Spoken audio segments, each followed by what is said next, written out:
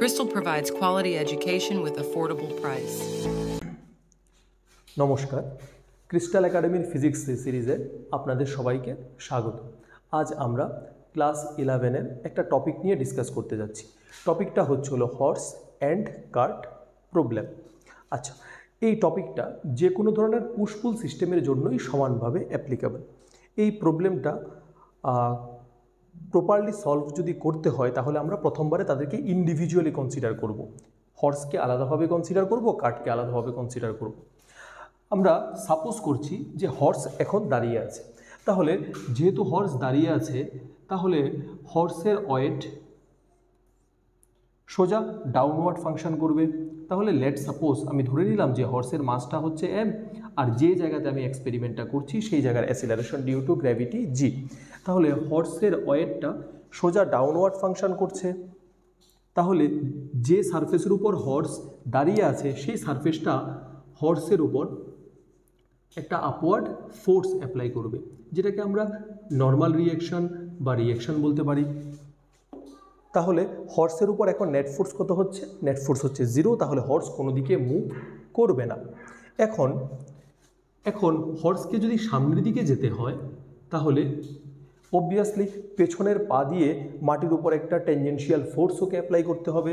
তাহলে হর্স পা দিয়ে মাটির উপর এমনভাবে একটা টেনজেন্সিয়ালি ফোর্স অ্যাপ্লাই করলো, যেটাকে আমরা সিস্টেমের first force, that means action force বলতে পারি। তাহলে অ্যাকশন ফোর্সটাকে আমরা এফ দিয়ে রিপ্রেজেন্ট করছি এখানে। According to Newton's third law of motion আমরা জানি যে every action has an equal and opposite reaction. তাহলে এই অ্যাকশন ফোর্সের একটা ইকুয়াল অ্যান্ড অপোজিট রিঅ্যাকশন থাকবে, যেটাকে আমরা আর দিয়ে রিপ্রেজেন্ট করছি। এখন এই আর যেটা, সেটাকে আমরা কম্পোনেন্ট ডিভিশন করব।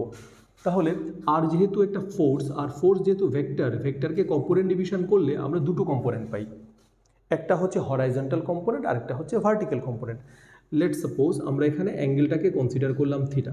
তাহলে হরাইজন্টাল কম্পোনেন্ট কোনটা হচ্ছে? হরাইজন্টাল কম্পোনেন্ট হচ্ছে আর কস থিটা, আর ভার্টিক্যাল কম্পোনেন্টটা হচ্ছে আর সাইন থিটা।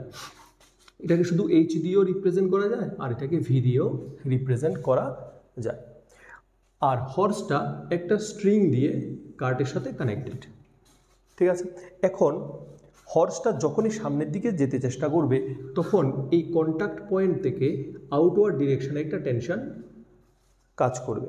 টেনশন সবসময় পেয়ারে থাকবে, ইকুয়াল অ্যান্ড অপোজিট হবে।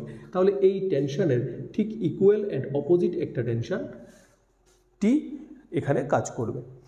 আমি ধরে নিলাম যে হর্সটা কত অ্যাসিলারেশনের সামনের দিকে যাচ্ছে। লেট সাপোজ অ্যাসিলারেশনের সামনের দিকে যাচ্ছে। তাহলে এখানে আর সাইন থিটা আর ভার্টিক্যাল কম্পোনেন্ট এবং ওয়েট একজনের equal and opposite cancel out করে নিচ্ছে।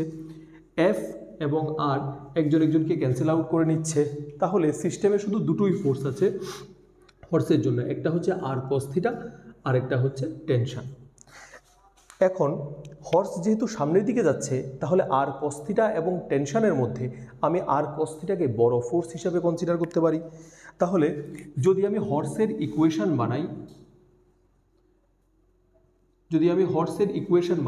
তবে সেটা হবে বড় ফোর্স মাইনাস ছোট ফোর্স। তাহলে বড় ফোর্সটা কত হচ্ছে? আর কস থিটা, মাইনাস ছোট ফোর্সটা কত হচ্ছে? টেনশন। তাহলে বড় ফোর্স মাইনাস ছোট ফোর্স ইজ ইকুয়াল টু হবে নেট ফোর্স। আমি হর্সের মাসটাকে কনসিডার করলাম এ। হর্স কত অ্যাসিলারেশন নিয়ে সামনের দিকে যাচ্ছে? অ্যাসিলারেশন নিয়ে সামনের দিকে যাচ্ছে।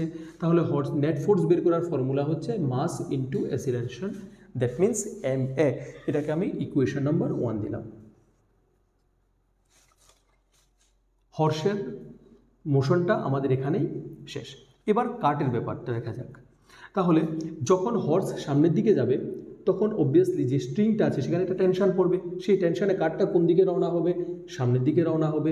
কার্ট যখনই সামনের দিকে যাবে তখন পেছন দিক থেকে একটা ফ্রিকশন ফোর্স কাজ করবে, যেটাকে আমরা এফ দিয়ে রিপ্রেজেন্ট করছি। আমি ধরে নিলাম যে কার্টটা কত অ্যাসিলারেশনের সামনের দিকে যাচ্ছে। যেহেতু হর্স আর কার্ট কানেক্টেড বডি, তাহলে আমরা ধরে নিতে পারি হর্স যত অ্যাসিলারেশন নিয়ে সামনের দিকে যাবে কার্টও অলমোস্ট সেম অ্যাসিলারেশন নিয়ে সামনের দিকে যাবে। তাহলে টেনশন আর ফ্রিকশনের মধ্যে বড় ফোর্সটা হচ্ছে টেনশন আর ছোট ফোর্সটা হচ্ছে ফ্রিকশন। তাহলে আমরা যদি কাটের জন্য ইকুয়েশন ফর্ম করি তাহলে ইকুয়েশনটা হবে বড় ফোর্স টি মাইনাস ছোট force F is equal to M A. আমি কাটের মাসটাকে আমি কনসিডার করলাম ক্যাপিটাল এম, আর কাট কত অ্যাসিলারেশন নিয়ে সামনের দিকে যাচ্ছে, এ অ্যাসিলারেশন নিয়ে সামনের দিকে যাচ্ছে। এটা হচ্ছে কার্টের ইকুয়েশন। এবার আমাকে বলতে পারে যে সিস্টেমের অ্যাসিলারেশন কত হবে। যখনই আমাকে সিস্টেমের অ্যাসিলারেশন বলবে তখন আমি ইকুয়েশন 1 আর ইকুয়েশন 2কে অ্যাড করব। নাও adding 1 and 2 we get তাহলে